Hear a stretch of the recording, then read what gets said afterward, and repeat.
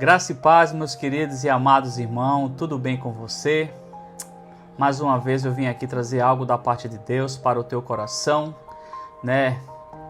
E eu faço uma pergunta agora: qual é o teu propósito? Eu gostaria que os irmãos abrissem sua Bíblia no livro de Gênesis, capítulo 41, o versículo 38, que fala: E disse Faraó aos seus servos: Acharíamos um homem como este em quem haja o Espírito de Deus?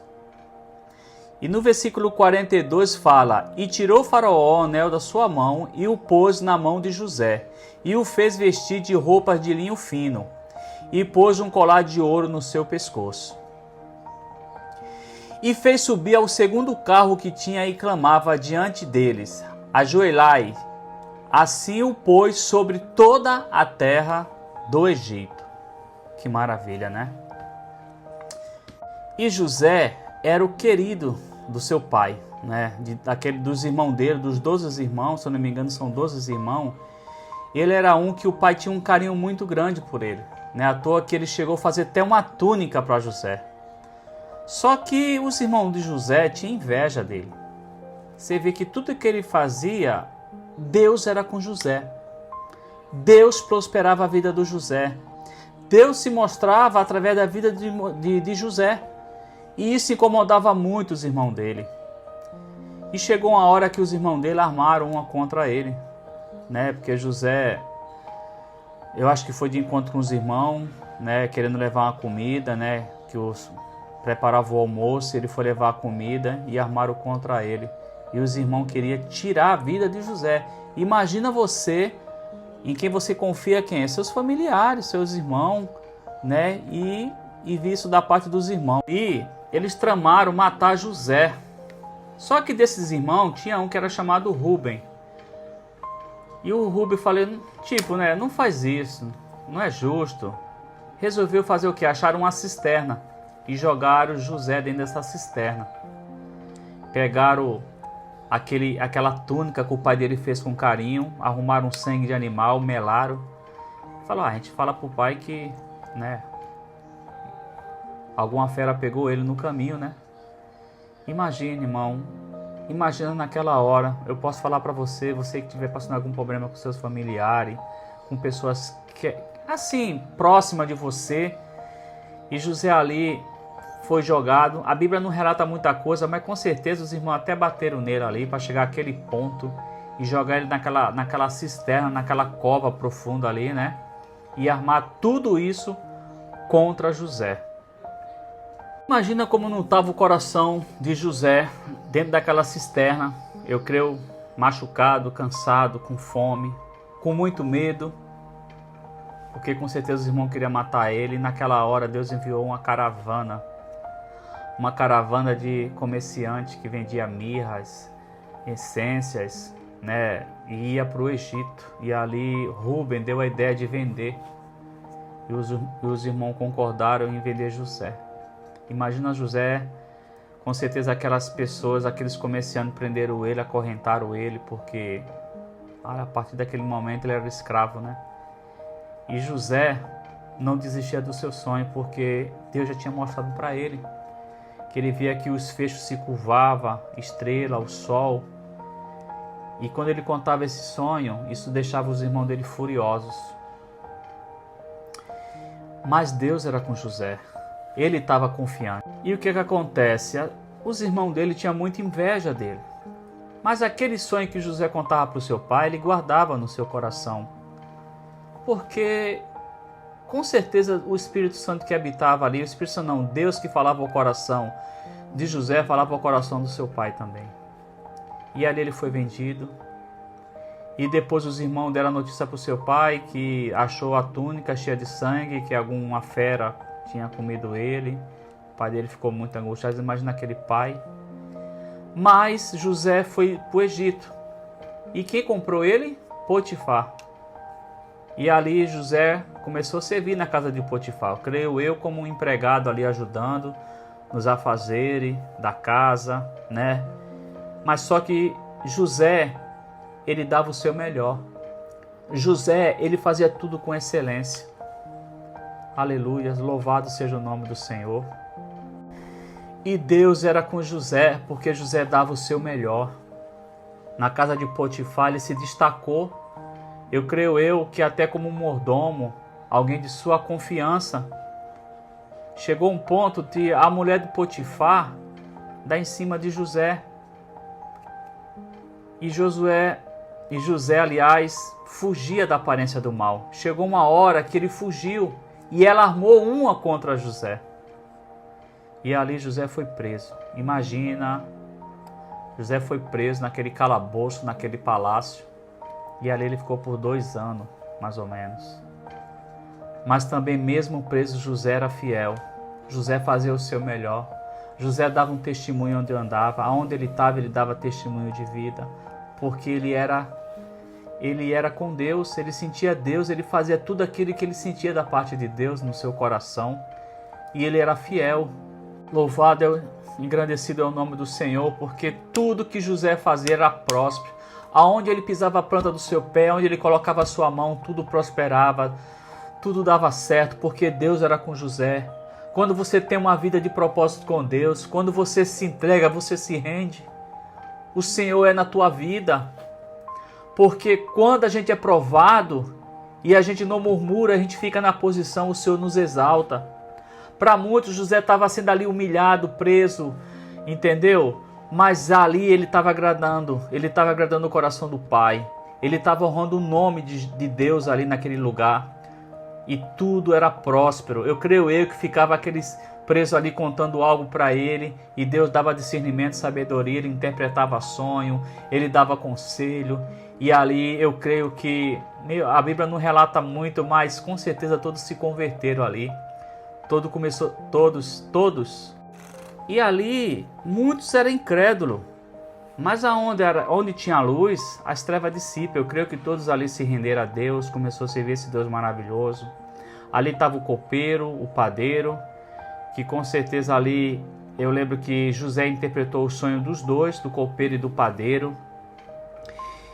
E eu creio que chegou uma hora que o padeiro e o copeiro saiu. E José chegou no copeiro e falou: lembra de mim quando estiver com o faraó. E ficou guardado, porque ficou ali por 2 anos. E os sonhos se cumpriram na vida do copeiro e do padeiro. Realmente o copeiro voltou a retornar a servir ao rei, mas o padeiro, ele morreu, né? E é dessa maneira. E ali José fazendo a obra de Deus, não se desanimando, mas fazendo o seu melhor. Eu creio que ele tinha seus afazeres, mas não deixava aquela situação abater o seu coração, te afligir. É interessante que ali Faraó teve um sonho, né? Que ele via ali aquelas espigas tudo murcha, seca, aquelas vacas magras, e não entendia nenhum daqueles magos daquele reino conseguia interpretar aquele sonho para ele. E aí o copeiro lembrou de José, falou assim: tem um servo de Deus lá na masmorra lá, que ele revelou o meu sonho. E ele é um homem de Deus. E Faraó mandou chamar. E aí ele falou para o Faraó, essas espigas, essas vacas magras são 7 anos de escassez que você vai ter na terra. Então você manda juntar todas as colheitas, milhos, grão, trigo, junta por 7 anos em celeiro, enche, porque vai ter uma escassez de 7 anos na terra. E aí não vai te faltar nada, Faraó. E aí Faraó falou assim: não, eu vou te colocar como governador e você vai cuidar.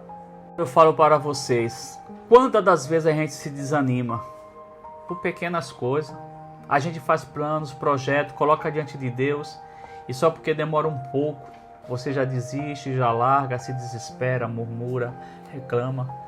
José foi paciente. José era sensível à voz de Deus. Ele sabia porque ele estava naquele lugar ali, porque Deus era com ele. Meus amados irmãos, Deus é contigo, aleluia. Aonde você for, aonde você colocar a planta dos teus pés, Deus é contigo.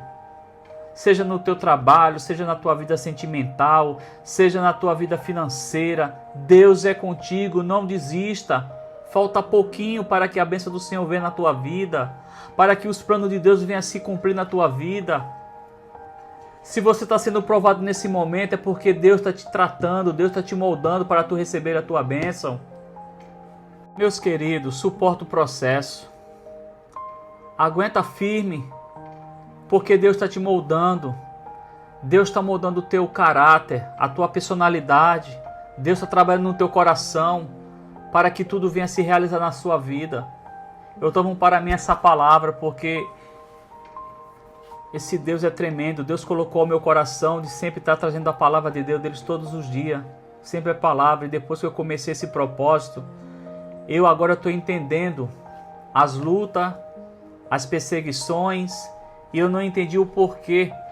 Mas hoje eu já estou começando a entender, porque quando a gente está em espírito, uma verdadeira busca diante de Deus, o Senhor começa a tratar, o Senhor começa a trabalhar, o Senhor começa a nos moldar, o Senhor começa a permitir situações em nossas vidas para que a gente venha saber sair com sabedoria, porque o Senhor vai te dando discernimento e sabedoria no nome de Jesus. Olha como esse Deus é maravilhoso. Aguenta firme. Já está chegando o teu dia de exaltação na tua vida. Já está chegando o dia que você vai se surpreender com as maravilhas que Deus tem para a tua vida. Aleluias. E naquela hora houve escassez, naquele tempo houve escassez, falta de comida em todo o Egito, em toda a terra. E quem foi atrás de comida? Os irmãos de José. Aleluias. E vai ser dessa maneira que Deus vai fazer na tua vida. Muitos não vão entender, ué, aquele fulano, ó, o que houve? O que aconteceu? Nossa, mas ele estava assim, ele estava assado, e aí? É Deus na tua vida, você vai ficar sem entender. Os irmãos, quando soube que José era governador do Egito, não sabiam onde se esconder, não sabiam o que fazer. Aleluias! Louvado e agradecido é o nome do Senhor. E ali Deus era com José. Mas irmão, não pense que José, por estar no cargo de governador, ele quis aprontar com os irmãos, mandar matar. Ele tinha todo esse poder. Mas ele ali, ele o abraçou, ele o recebeu. E aí, com certeza o pai de José contou para os irmãos os sonhos. E ele viu que todo se curvava perante José, que é esse momento que todo o reino do Egito, abaixo de Faraó, a última palavra ali abaixo de Faraó era de José. E Deus era com José, e José foi exaltado perante todo aquele povo do Egito. E ali Deus honrou José, honrou ele perante seus familiares e amigos, e Deus era com ele. E Deus é contigo também, meus amados irmãos. Confie, fique no propósito, o propósito que Deus tem com a tua vida, muito grande. Fica na dispensação do Senhor, confia.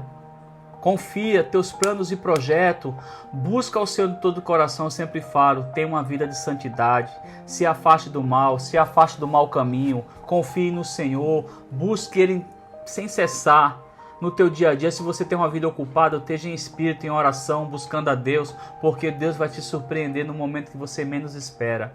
E aquilo que tu almeja, o que Deus tem é muito mais, é muito melhor do que aquilo que a gente imagina, que a gente pensa, porque Deus é soberano.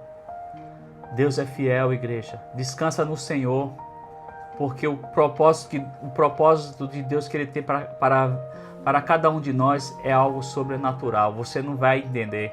José só entendeu depois, onde ele chegou, foi que aí José entendeu tudo aquilo que o Senhor tinha falado no passado para ele. E depois ele viu tudo se cumprindo na vida dele.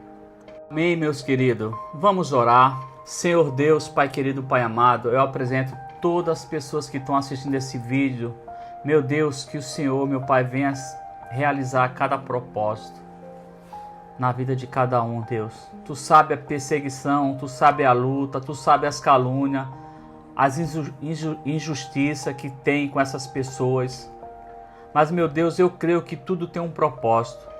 Uma vida com o Senhor é uma vida com propósito, Senhor. Que o Senhor nos ensina, que o Senhor venha nos dar força para que a gente venha superar, para que a gente venha ficar firme nos Teus caminhos, levando o Teu Evangelho, levando a Tua palavra para toda criatura. Meu Deus, que essa palavra venha de encontro a cada coração, coração necessitado, coração desanimado, pessoas querendo desistir do Teu caminho, Senhor. Ser com cada uma delas, Pai. Eu, como Teu servo, Teu filho, eu te peço a Tua bênção. É no nome de Jesus que eu te louvo, meu Pai, e desde já te agradeço. Amém.